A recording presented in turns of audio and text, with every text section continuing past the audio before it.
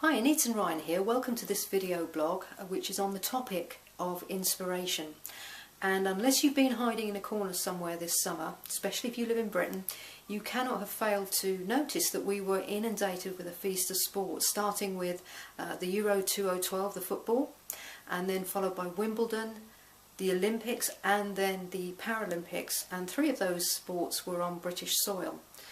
And you know, there was much to be inspired about. For 2-3 months Britain particularly was really lifted and inspired, and at a time when the news is full of the economic doom and gloom, it was something that was very notable and worth observing. And you know, there was a lot to be inspired about during the sporting feast of this summer, unless you don't like sports, of course. Look at Wimbledon, for example. Many will remember it for the fact that Andy Murray came so close to winning his first Wimbledon title. And although I remember it for that, what I remember it more for is the fact that there were two people, Roger Federer and Serena Williams, who won their respective singles final, and they were winning at what was deemed to be a late stage of their career, at a time when most people would be glad for the number of trophies they won and perhaps not show as much hunger desire at that late stage of their career. They showed hunger and desire as much as the first day that they entered the Wimbledon Championships, and for me that was very, very inspirational. And they played with a maturity and a verve that inspired so many people, and so a lot more people are now taking to tennis as a result of watching that. Then we had the Olympics. Who would have thought that Sir Chris Hoy would overtake Steve Redgrave's Olympic record, 6 gold medals in a row, the greatest Olympian of all time? That takes some doing. It doesn't come by luck. It's consistency, application, courage and belief amongst so many different characteristics. And then of course there was Mo Farah, who did the double in the 5 and 10,000 metres in such great style. And you know, one of the great events that I remember, there are two things I particularly remember about the Olympics that I think were particularly inspirational. David Rudisha, the 800 metres, he broke the world record, and after the first 300 metres he led from the front. Now, for those of you who've watched athletics over a period of time, you'll know that what happens most of the time is some cat and mouse, certainly for the first 400, 500 metres, and then the person that is breaking to win breaks from the pack and attempts to stay in the lead. Not so in this case. After the first 300 metres, David Rudisha led from the front and smashed the world record. What was notable about that race was that all the athletes that took part in that race, every single one of them broke their personal best, and yet one winner. So it just goes to show that the margins between success and failure sometimes are very, very thin. And you can look at that another way, you know, that you can be that close to going over the line and winning. So that was that race, but there was one particular person that stood out for me for a different reason, and that was Nicola Adams, who won the women's boxing. And why that inspired me is not because I particularly love boxing, because I don't, but it was knowing that this young lady had a dream from 10-11 to box and to win at boxing, at a time when the women's event did not exist, let alone be an Olympic event. That's a true visionary, somebody having a dream ahead of their time, somebody having a dream that currently doesn't exist in the world as we see it. And she held on to that dream, inspired by her hero Muhammad Ali, and now she's realising that's real pioneering vision. And I was really, really captured by her dream. So I could go on about the Olympics, the Paralympics.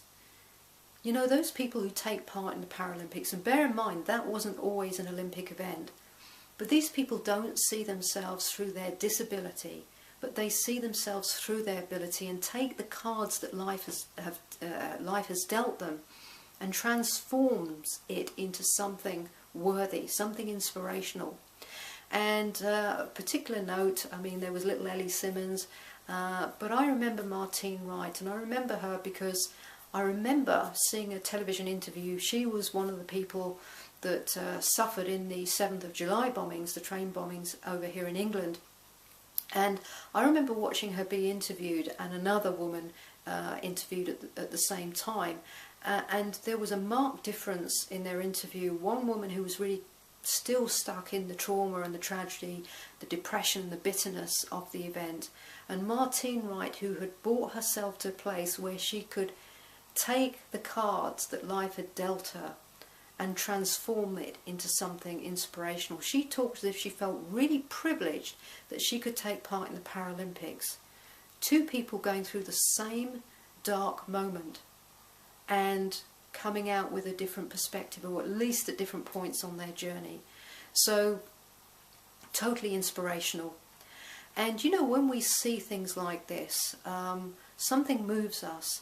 And the reason why for me is inspiration is so much more powerful than education, because inspiration is based on watching a person demonstrate what can be done. It's so much more powerful than words. And I'm not knocking education and knowledge, but this is all about knowledge in action and being applied in a very effective and successful manner. And so, you know, that word inspiration actually means breath within, to breathe within. And when we see somebody doing something like the events I've described, I remember years ago Roger Bannister breaking the 4-minute mile record when nobody thought it could be done, and then a whole load more people went on to do that.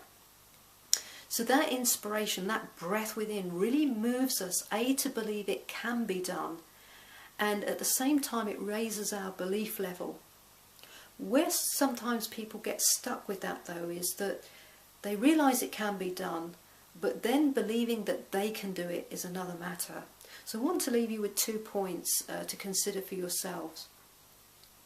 If you have a dream, go for it, and surround yourself with people who can really inspire you. Not just at the beginning when all the excitement is fresh, but you're going to need that along the journey, because most dreams that are worth their weight in gold are something of a marathon. And so surround yourselves by those people who have been there, done it, got the t-shirt, but display the sort of characteristics that will really inspire growth in you. And secondly, put in place some processes, whether it be coaching, mentoring, some form of personal development that will enable you to close the gap between it can be done to I can do it. And you know, that may not be coaching. You know, you hear the Olympic stars, all of them without doubt have a coach as part of their team. It's a no-brainer for them, because they don't see coaching as something that that is just problem solving. They see coaching as being at their personal best and excelling beyond that. So whether it be coaching, whether it be another process, engage with some form of personal development on a regular basis that will enable you to close the gap between it can be done and I can do it. And so till the next video, have a wonderful day.